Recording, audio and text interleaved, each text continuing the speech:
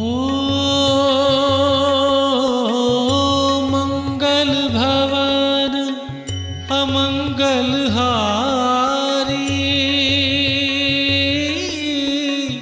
द्रवहु सुदशरथ अजर बिहारी। राम सिया राम जय जय राम। राम सिया राम जय जय राम। ओ हरि अनंत हरि कथानंता,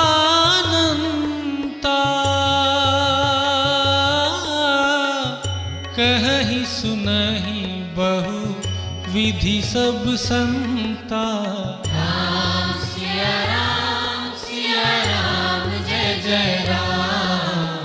राम सिया राम जय जय राम।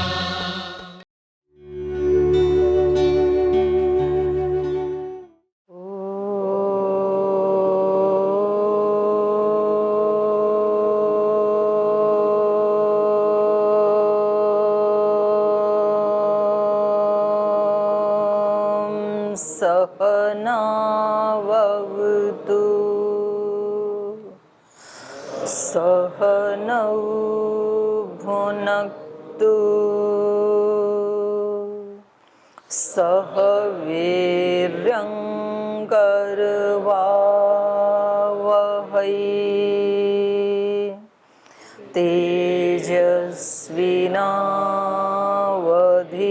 तेजस्विनावधीतमस्तु मा विद्विषावहै। ॐ व्रतानां व्रतपते व्रतं चरिष्यामि तच्छकेयं तन्मे राध्यताम्। इदमहमनृतात् सत्यमुपैमि। ॐ शान्ति शान्ति शान्तिः।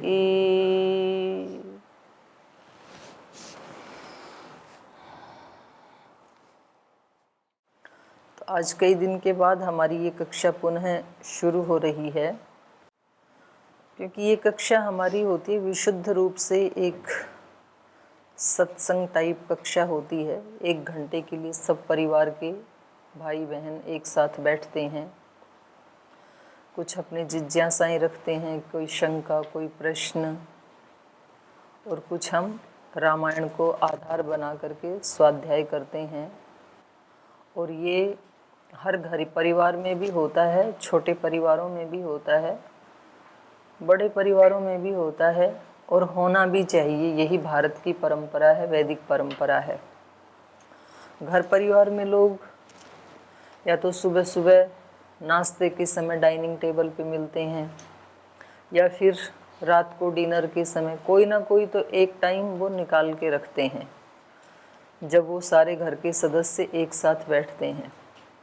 और जिन घरों में ऐसे नहीं होता है, घर में 4 लोग रहते हैं और कभी भी वो चारों इकट्ठे नहीं बैठते हैं, सबका अलग अलग टाइमिंग है, तो उन घरों में फिर उस घर को घर नहीं कहेंगे। उनमें कोई प्रीति नहीं होती है, उसमें कोई योजना नहीं होती है। फिर वो एक गेस्ट हाउस जैसे हो जाता है। बेटा कभी आया, उसने खाना खाया, वो अपने कमरे में चला गया। पति कभी आया, उसने खाना खाया, वो अपने रूम में चला गया। तो ऐसे अलग अलग लोग अलग अलग टाइम में, परिवार की भावना नहीं आती है वहाँ पर। परस्पर सहयोग की भावना नहीं होती है, सह अस्तित्व की भावना नहीं होती है, परस्पर उनमें प्रीति की भावना नहीं होती है। और उस चीज़ की फिर वो कमी रह जाती है, जीवन में डेफिशिएंसी रहती है।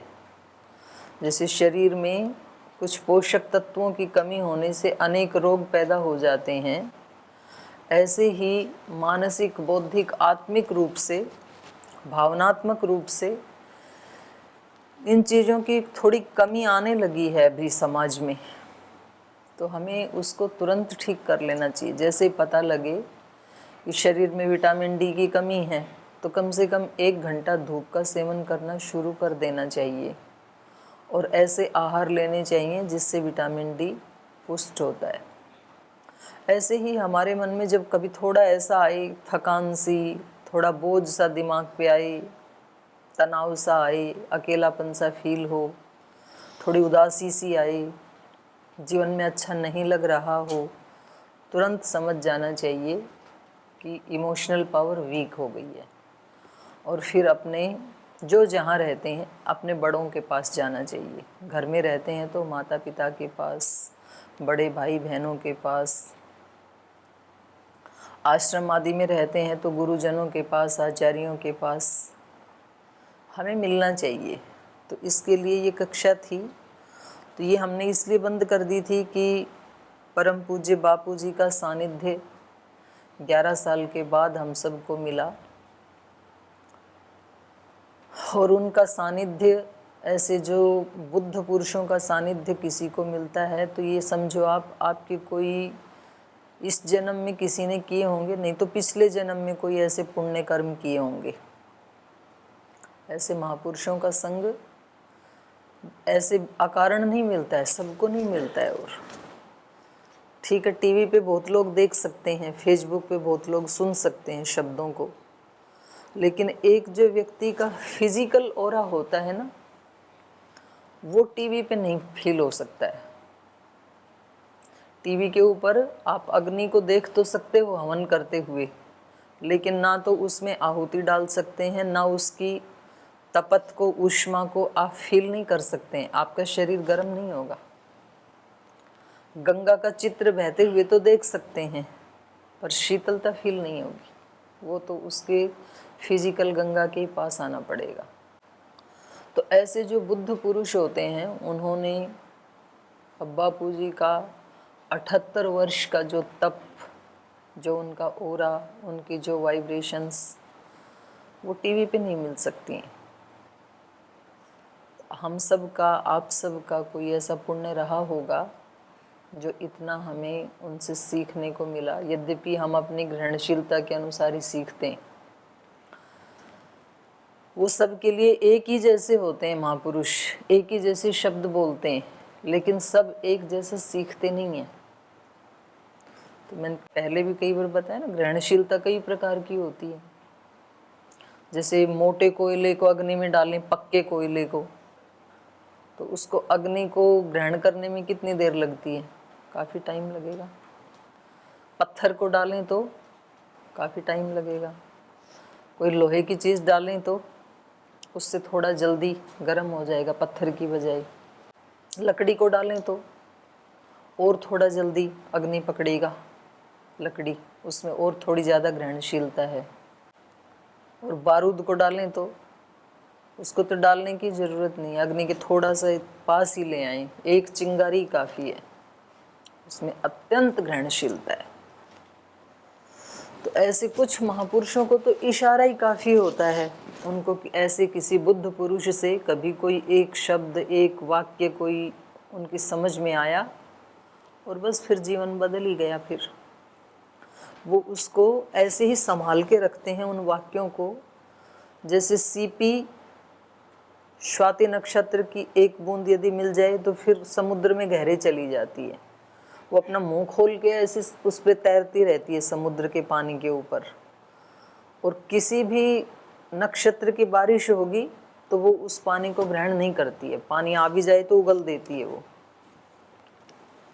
लेकिन एक खास नक्षत्र है स्वाति नक्षत्र, उसकी जब बारिश होती है उसको पहचान है, और उसकी यदि एक बूंद उसके मुंह में आ जाए तो फिर वो अपना मुंह बंद करके फिर गहरी चली जाती है, जब तक कि वो मोती ना बन जाए, वापस नहीं आती है फिर। तो ऐसे ये जो महापुरुषों का सानिध्य है, ये हमारे लिए स्वाति नक्षत्र की वर्षा की तरह से है।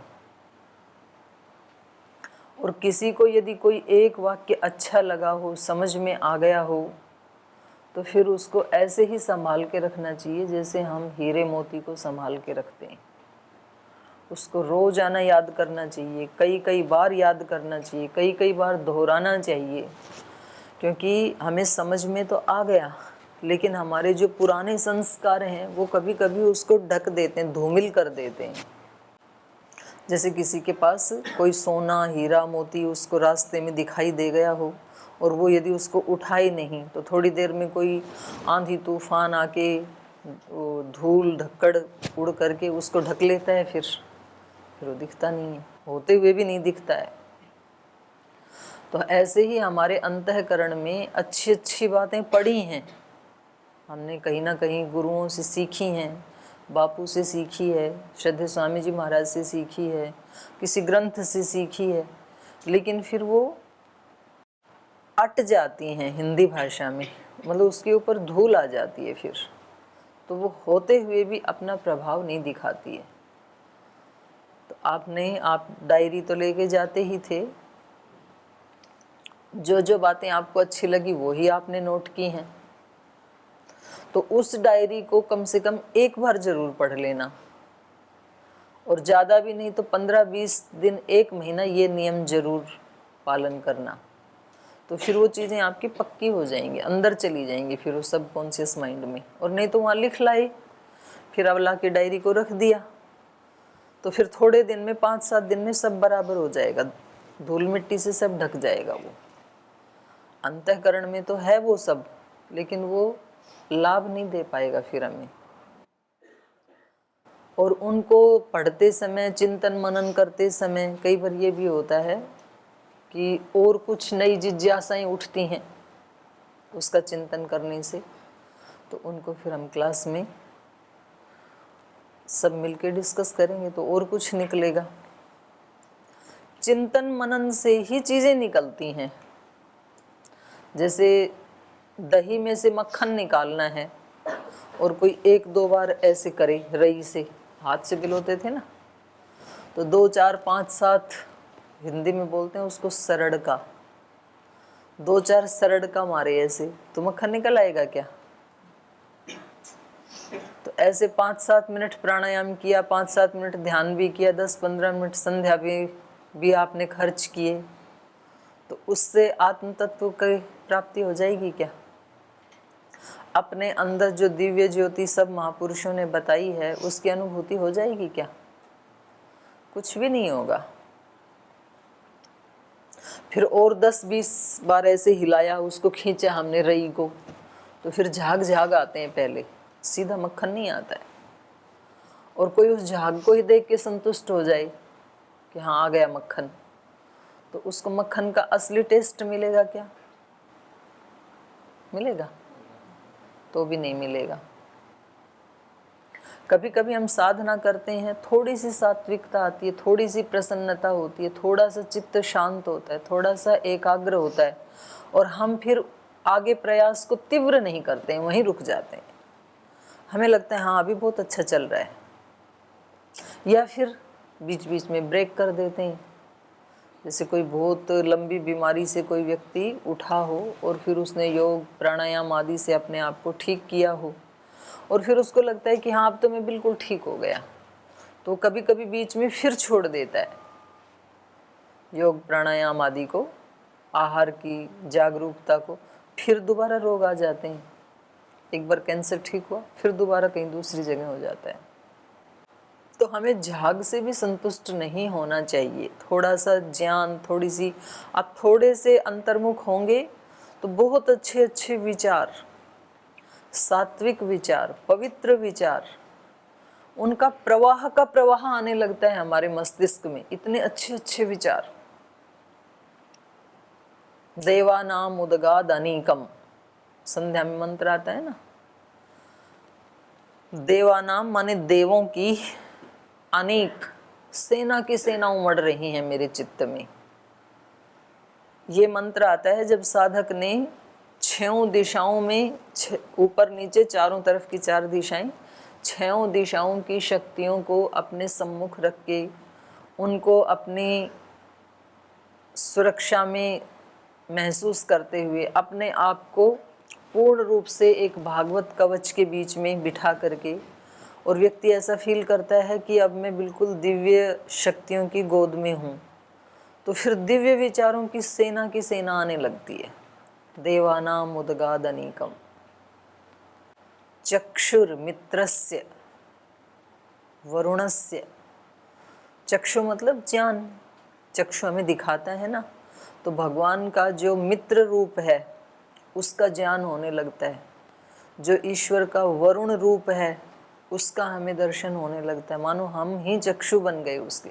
चक्षुर मित्रस्य वरुणस्य, और सब चीज़ें स्पष्ट से दिखने लगती हैं। लेकिन साधक को सावधान रहना चाहिए, ये अंतिम चीज़ नहीं है, प्रवेश हुआ है ये मात्र। तो जैसे दूध में झाग झाग आए हैं, अभी मक्खन आना बाकी है, तो छोड़ना नहीं है, अभी फिर उसको खींचते ही रहना है, मथते ही रहना है, मंथन करते ही रहना है। और जो जितनी उसके लिए पर्याप्त मंथन की जितनी विधि, जितना समय अपेक्षित है मक्खन को निकलने में, उतना पुरुषार्थ जिसने कर लिया तो फिर मक्खन जरूर निकलेगा, क्योंकि है ही दूध में और दही में मक्खन। और एक बार यदि मक्खन निकल आया, अब कोई उपाय नहीं है कि दोबारा आप इसको उस छाछ में या उस दही में आप उसको मिला सकें। अब नहीं मिला सकते हैं आप। एक बार निकला तो निकल गया, बस सदा के लिए निकल गया।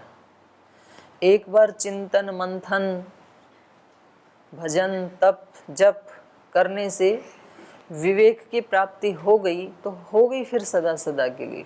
फिर आपको कोई उपाय नहीं है जो संसार के किसी आकर्षण में, अज्ञान में, अविद्या में, किसी प्रलोभन में आपको ले जा सके। फिर नहीं जा सकते। एक बार मक्खन निकल आया तो सदा के लिए निकल गया, फिर उसको छाछ में मिला नहीं सकते आप। जितना उसको मिलाने की कोशिश करें तुरंत ऊपर आएगा मक्खन।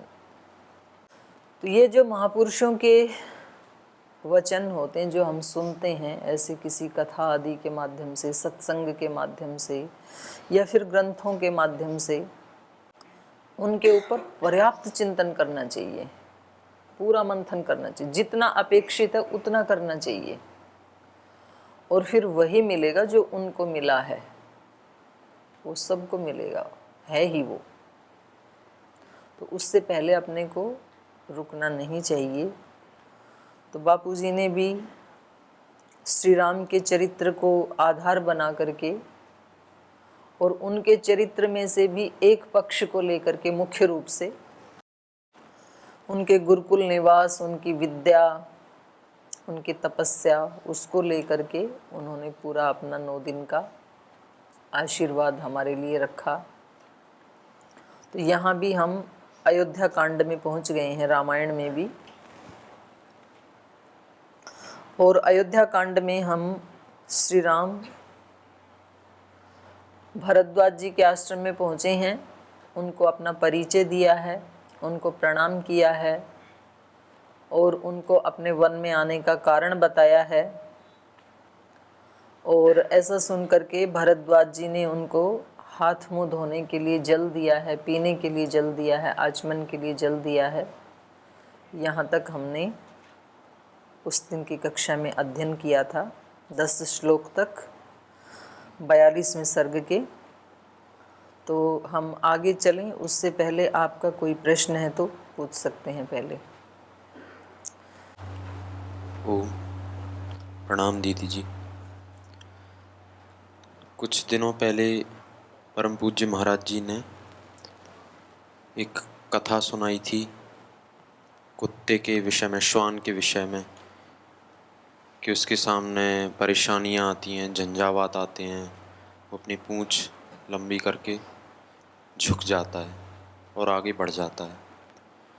तो मैं इससे ये समझ पाया, यदि हमारे जीवन में मान लीजिए अहंकार नामक तत्व है, जब कोई पक्ष हमारा विरोध कर रहा है, हमें अहंकार आ सकता है, हम उसे सिद्ध करना चाहेंगे, भाई आप गलत हैं, तो लोग कहते हैं भाई आप अहंकारी हैं। तो मैं ये कहना चाहूँगा कि अहंकार को दूर करने के क्या क्या उपाय हो सकते हैं? अहंकार को ही आप समर्पण में बदल दो, कोई भी शक्ति नष्ट नहीं होती है, हमारे अंदर जितनी भी शक्तियां हैं ना, काम, क्रोध, लोभ, मोह, अहंकार, मात्सर्य, कुछ भी नष्ट नहीं होता है। और नष्ट शब्द स्वयं भी नश धातु से बना है ना, नश अदर्शनी, उस रूप में दर्शन नहीं होता है उस शक्ति का, किसी अन्य रूप में उसका ट्रांसफॉर्मेशन हो जाता है, रूपांतरण हो जाता है।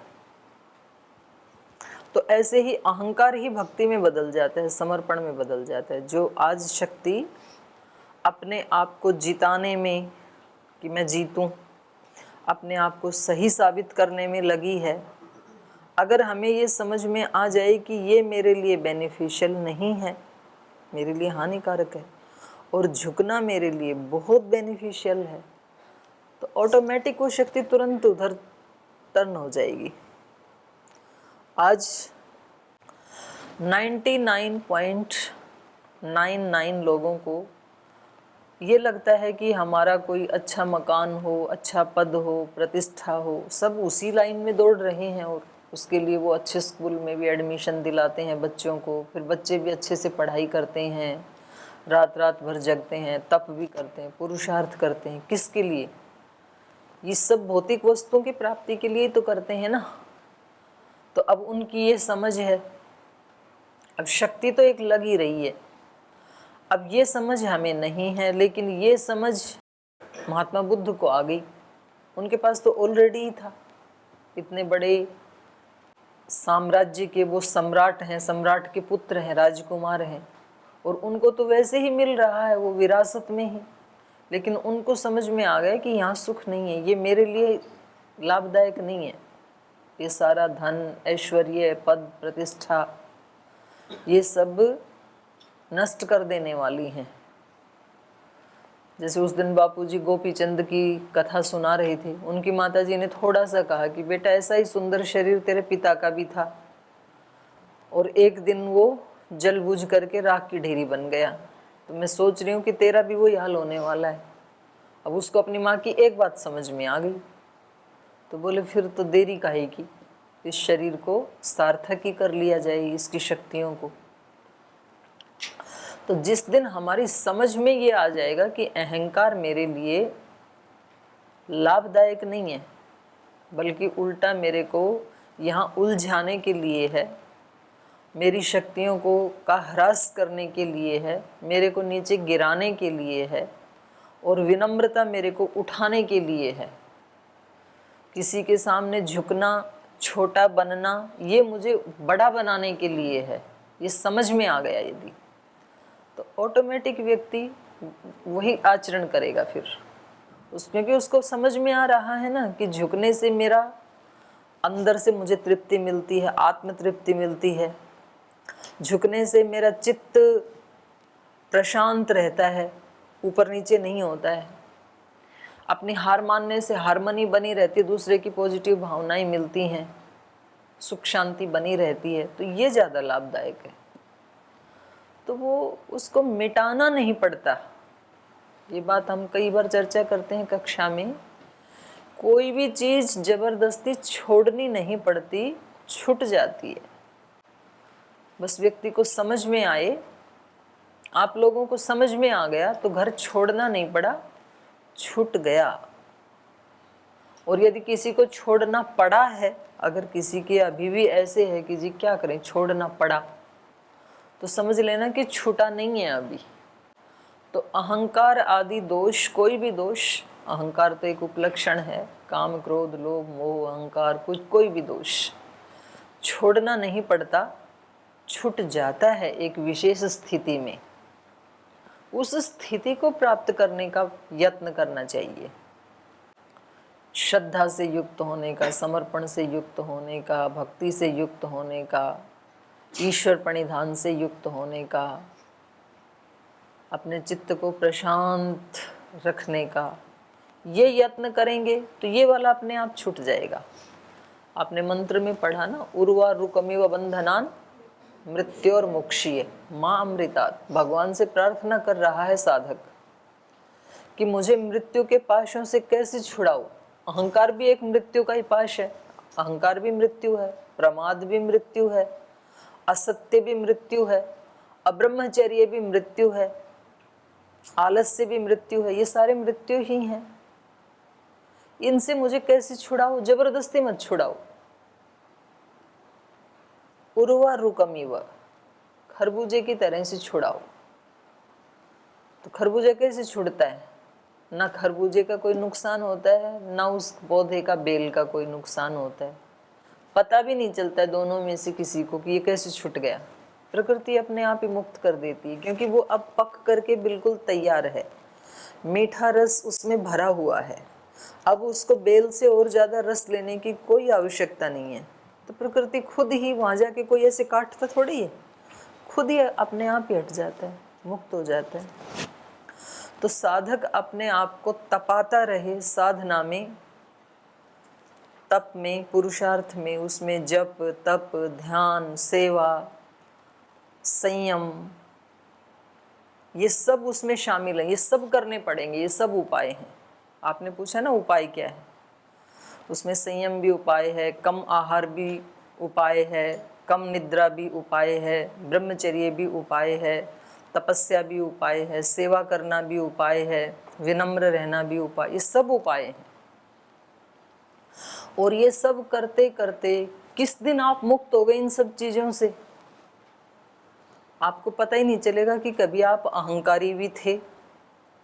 और जो व्यक्ति ये सोचते हैं ना, मैंने तो आजकल पूरे अपने अहंकार को गला दिया है, तो समझ लेना उसने गलाया नहीं है अभी। गला देता तो उसको ये कैसे पता लगता है कि मैंने गला दिया। मैंने गला दिया, यही अपने आप में बहुत बड़ा अहंकार है। मैंने तो आजकल सब दोषों को छोड़ दिया है, तो समझ लेना एक दोष तो बचा ही हुआ है अभी। क्योंकि खरबूजा कभी कहता नहीं है कि मैंने बेल को छोड़ दिया है, छूट गया, उसको पता भी नहीं चला कैसे छूट गया। तो दोष हमारे अपने आप, प्रकृति ही हमें मुक्त कर देती है। और कच्चा यदि तोड़ा आपने, तो ना तो इससे किसी को सुख मिलने वाला है, कड़वा रस मिलेगा, कोई भी उसको मुंह में डालेगा ना तो उसको भी बीमार करेगा, ना खरबूजे को सुख मिलेगा। और वो बेल से भी कुछ ऐसा एक सफ़ेद सफ़ेद एक तत्व निकलता रहता है, उसको भी नुकसान ही दिया हमने। तो यदि हम कच्ची अवस्था में और ज़बरदस्ती करने की कोशिश करते हैं तो मुक्त तो होते नहीं हैं। अपने उस अहंकार से हम अपने आप को भी दुख देते हैं और अपने आसपास वालों को भी दुख देते हैं। ये सारे अहंकार के ही रूप हैं। ज़बरदस्ती करना, पंच अग्नि में तप करना, गीता में तो बहुत निंदा की है भगवान कृष्ण ने ऐसे ऐसे तपों की, ऐसे ऐसे व्रतों की। तो ये सारी चीज़ें व्यक्ति के अंदर की हैं। और ये महर्षि पतंजलि जी ने भी कहा, महर्षि व्यास ने भी कहा, व्यास ऋषि ने भी तप के बारे में क्या कहा, तप कितना करना चाहिए, यथाशक्ति करना चाहिए, ऐसे बताया, जिससे कि मन में उद्विग्नता और उस तप को तपते तपते कभी उसके प्रति एक द्वेष पैदा ना हो, इतना तप करना चाहिए। और इतना करना चाहिए, उसमें लिबर्टी भी नहीं देनी है अपने आप को, अपनी तरफ से 100% शक्ति लगानी है और फिर सहज रहना है। अब 100% शक्ति लगाने का मतलब है कम से कम जो आप जैसे जो युवा हैं, ब्रह्मचारी हैं, उनके अंदर कम से कम 18 घंटे पुरुषार्थ करने की क्षमता है।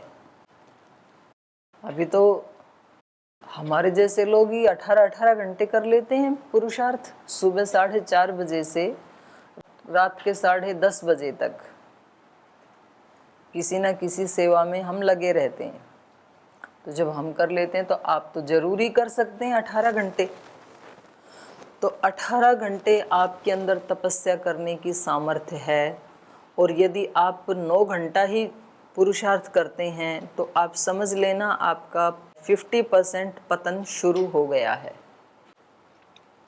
और यदि आप 12 घंटा या 15 घंटा करते हैं तो समझ लेना 25% या 30% पतन शुरू हो गया है। जितने व्यक्ति के अंदर सामर्थ्य है उतना यदि वो तप नहीं करता है, बापू ने सुनाई थी ना एक कहानी कि वो सन्यासी खुद ही अपने उसमें झाड़ू आदि सब लगाते थे, और उन्हीं के वहाँ पर एक श्वान भी रहता था, तो वो रात को भौंकता ही नहीं था, तो उसके पूरे शरीर में क्या हो गई थी तो खुजली से परेशान होगा फिर। तो इससे अच्छा तो भौंक ही लेता 2-4 घंटे, अपनी ड्यूटी पूरी कर लेता इससे अच्छा। तो मैंने बताया ना, कोई भी एनर्जी नष्ट नहीं होती है। यदि आपने तपस्या में नहीं लगाया उस एनर्जी को, तो वो आपको किसी न किसी दोष से, रोग से युक्त कर देगी, लगेगी वो कहीं ना कहीं, तो खुजली होगी फालतू में। तो इससे अच्छा तो उसको तपस्या में लगा लेते हैं। या तो मानसिक रूप से बीमार होंगे, या तो शारीरिक रूप से बीमार होंगे, या तो सामाजिक रूप से बीमार होंगे, आर्थिक रूप से बीमार होंगे, बौद्धिक रूप से बीमार होंगे। बीमार का मतलब डेफिशिएंसी, वही बात है। जितना ज्ञान आप अर्जित कर सकते थे उतना आप नहीं कर पाएंगे, तो ब्लॉकेज रह जाएंगे ना बुद्धि में फिर।